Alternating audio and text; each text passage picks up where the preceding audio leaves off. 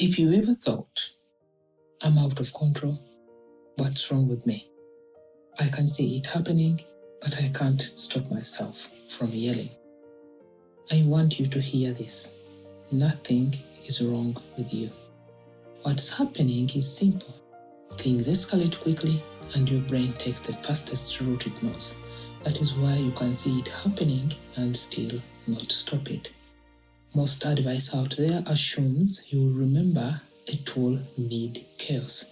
But you and I both know that's exactly when tools disappear. My work focuses on one thing, the pause, a repeatable skill that helps you stop in your tracks and choose your next move. Because the real win isn't never mess up, it's catching it sooner, stopping it faster, and knowing how to repair it well.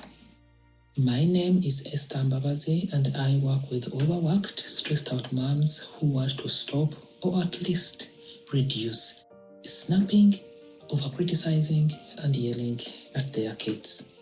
Let's get started on today's episode.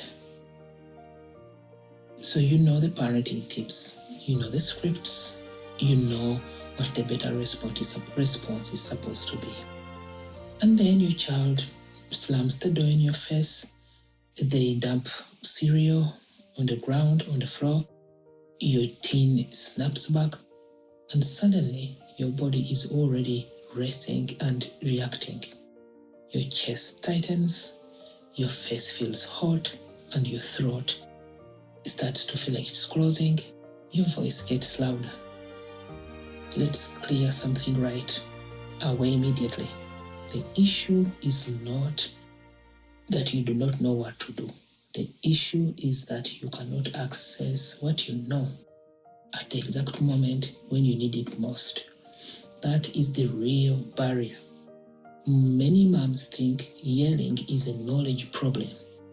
They think I need a better strategy, I need a better script, I need a better consequence, or I need a better routine.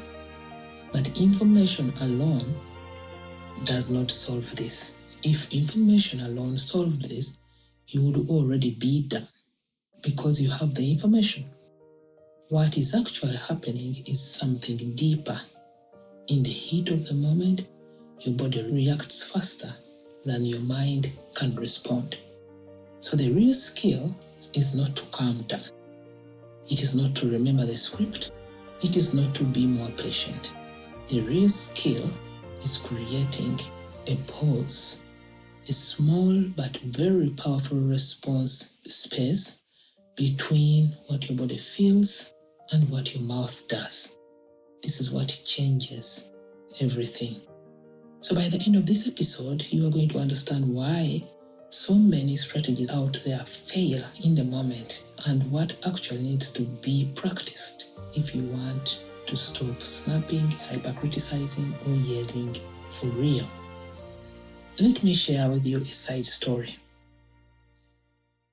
There was a mom on a coaching call. This mom wanted help decluttering her home. She said she had stacks of things she wanted to get rid of. Her kids at work, they are all grown and out of the home, but she still has a lot of their artwork stacked in boxes.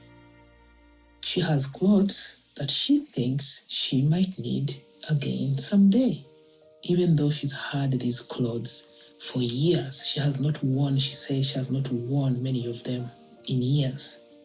She has random items she was keeping just in case she needs them one day. She said she had read the books about decluttering, she had listened to podcasts, watched videos, and she knew every tip there is to know about decluttering. But still, she could not let go of the stuff.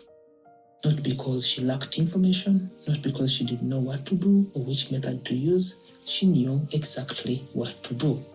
She could either donate it, throw some away, organize it and give it away, whatever. She knew everything she had to do, but that was not the problem. The real problem was what came up in her when she tried to donate the clothes or throw the things she did not need away. Sadness came up, she said, grief, guilt, fear, and pressure. All these emotions came up for her. And because those feelings showed up, her brain made a very common mistake. If it feels bad, it is definitely wrong. So instead of learning how to be with those feelings, sadness, grief, guilt, fear, or pressure, she kept searching for better a decluttering strategy. And by the time she came on the call, she had almost exhausted all the strategies out there, and she was wondering what is wrong. She was aiming at the wrong target. And this is what exactly happens with snapping, over-criticizing, and yelling. When a mom says, I just want to stop snapping, I just want to stop being hypercritical, or I just want to stop yelling, what she often means is, I want my kids to behave in a way that keeps me from feeling overwhelmed, ignored, disrespected, powerless, embarrassed, or out of control. And that makes perfect sense. Those feelings are real and they are intense. But this is where the breakthrough begins. Snapping, hypercriticism, and yelling are usually not a motherhood knowledge problem. It is a moment of access problem. In hard moments, you lose access to what you already know. And that is why you can reflect later and say, I knew better. I should have handled that differently. I knew exactly what to say, but I didn't say it. I couldn't bring myself to say it. And of course you did, because you're human. You just could not reach it while your system was very activated or high up there. So yelling is not mainly about volume. It is about relief. It is a first attempt to get control when your body feels flooded. A first attempt to discharge discomfort. A first attempt to make the moment stop feeling so intense. That is why more information alone does not solve it. You are not trying to solve a knowledge gap. You are trying to solve an access gap. You need the ability to create a pause when everything in you wants to react. That is what must be practiced. Many of us were raised to believe that hard feelings meant something is always wrong. So when overwhelm shows up, or shame, or anger, or dread, our brains interpret it like this. Something is wrong, I can't handle this, I need to make this stop, I need to fix this right now. And from there, the whole pattern speeds up. Your child's behavior becomes more than a behavior. It starts to mean something. They ignore you, and it feels like disrespect. They fight, and it feels like chaos. They push back, and it feels like you're losing control. They melt down in public, and it feels like this is proof that you are failing. And once your body reads those moments that way, it becomes very hard to access the version of you that wants to respond from a place of intention. That is why many moms get trapped in this cycle. You keep searching for the perfect strategy when the real issue is that your body cannot access the strategy under pressure. So here is the shift. The goal is not to become a mom who never feels angry, overwhelmed, or frustrated. The goal is to become a mom who can access intention or choices while those feelings are present. That is different. Calm motherhood does not mean calm feelings. It means calm choices when feelings are loud. And that is a completely different target. One target says, I need to stop feeling this. The new target says, I need to stay connected to myself long enough to choose how I want to respond in this situation. That is the pause. The pause is not passive. It is not a sign of weakness. It is not letting bad behavior slide. It is the practiced ability to create a response space before reaction takes over. This is where choice becomes possible again. And once you see that, everything will start to make sense. You do not need to become a different mom. You need a different access point in the moment. So what do you do when you feel yourself getting pulled into snapping and criticizing and yelling?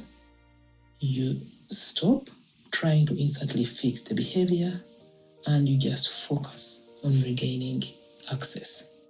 So here is the simple process. I can't go through the whole process here, but this is a window. When something happens, maybe your child throws their book at you. Maybe they don't agree with what you're teaching them. At least I have been there many times. In the old version, it would sound like this. If I do not get loud, they will not listen. If I do not stop this now, it means I'm losing control. If I let this go, I'm weak. If my child acts like this, it means I'm failing. These thoughts make the moment feel more threatening than it actually is. They turn activation into reaction. So the newer you, or the new way of doing this, is naming. Just simple noticing and naming. I feel a flash in my face. I feel flushed in my face. My throat is starting to tingle. My chest is feeling tight. I think I feel embarrassed. I feel powerless. I'm overstimulated. I feel overstimulated right now. And this matters because naming interrupts the automatic loop. Naming helps you bring your thinking brain back online. We shall talk about this in a later episode. But we have a thinking brain, a brain that helps us live the way we intentionally want to live. So naming interrupts the automatic loop, and naming helps bring your thinking brain back online such that you can make the choice that you want to make. You can say, this is uncomfortable, but it is not dangerous. I feel uncomfortable, but I'm not in danger. I'm not in physical danger. I'm safe. I can handle feeling this, whatever is coming up, shame, anger, frustration. I can handle feeling like this for 10 seconds. This feeling can be here and I can still lead. This is the practice. And when we are naming this, we are not making, our goal is not to make the feeling disappear, the frustration, the anger, the embarrassment, the powerlessness. The goal is not to make it disappear. The goal is for us to be with it. The goal is not to wait to feel peaceful. No. Creating enough internal space so the feeling does not get to make the decision for you. Let me repeat this. The goal of naming what is going on, what you are observing, is to create enough space within you so what you are feeling does not make the decision for you. Usually when we let it make the decision for us is when we end up yelling and over-criticizing and snapping at our kids. So the next process will be to choose one sentence. You choose one sentence, one action, no lecture. And in this case, we could say something like, I hear you are upset, but the answer is still no. We are taking a 5-minute break and then we are going to try again. You can be mad, but you can't speak to me like that. Simple, clear, precise, led from choice, from intention, and not from activation. If you do yell, because you will do, especially in the beginning, that does not mean you have failed. It means you are building a skill. You repair quickly. I raised my voice. That is not how I want to handle this. I'm taking a minute and then we'll try again. And here's what needs to happen now. and you give whatever it is that you want to happen. Because the thing with repair keeps one hard moment from turning into shame or shut down. And why this works is when your body detects a threat, it pushes for speed. Yelling is very fast, it is automatic, and your brain has been doing it over a long time, possibly. So it is known. That is what the brain knows. It will automatically latch onto it and it will go. Before you even know what's going on, it has already happened. This is what moms describe when they come to me. I know better. I don't want to be yelling. I came from a yelling home. I don't want to repeat this, but I can't stop it. It is because your brain has been practicing it many, many, many times, and it is readily available for it. It knows it. It knows this, quote, skill or habit. So pausing feels slower, which is exactly why the brain resists it. Because the brain is very efficient, so it wants something that it knows. It does not want new things. It wants to act immediately. It doesn't care about consequences. It only wants to act immediately. So pausing feels slower, which is why it takes a little effort to master it. But every time you practice that pause, you teach your system something new. You teach your system that I can feel activated and still stay with intention or in choice. I can feel discomfort and still be safe.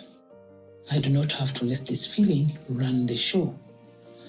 That is why this works, because you are practicing it. It is better than collecting tips on Instagram and on Reels and on I've been there. I've done all those things.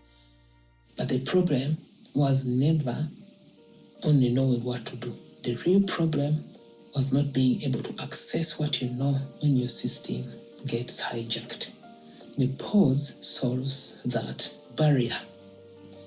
So here's what you can sound like in real life. For example, homework meltdown. Your child throws their book at you and your body gets hot.